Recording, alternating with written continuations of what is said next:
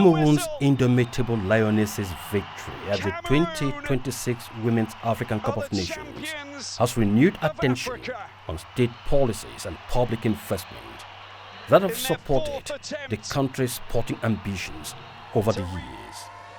The achievement has been widely celebrated as a national success, while also highlighting the long-term role of government-backed infrastructure, athletes development, and financial support in strengthening Cameroon's women's football.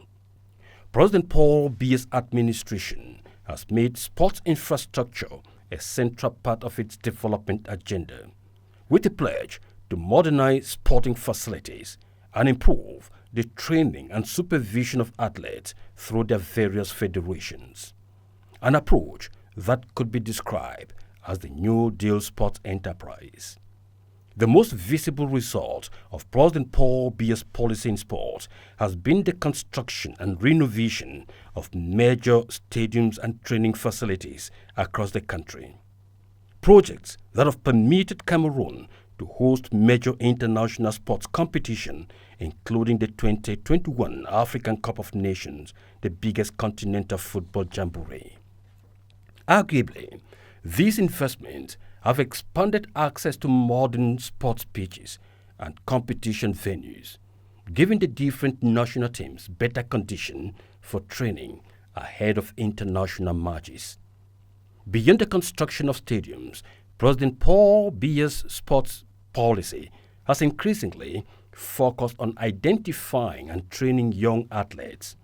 For instance, the creation of the National Football Academy, ANAFOOD, that reflects an effort to build a more structured pathway from youth football to the national teams, while combining sporting instruction and formal education.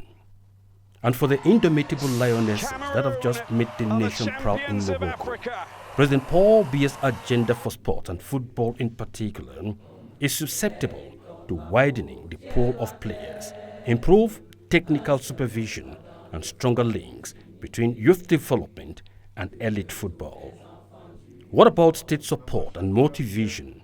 Of course, government support with the imports of the President of the Republic, Paul Biya, also includes financial incentives to the athletes as motivation, which has often fueled the fighting spirit of the country's national teams in international competitions.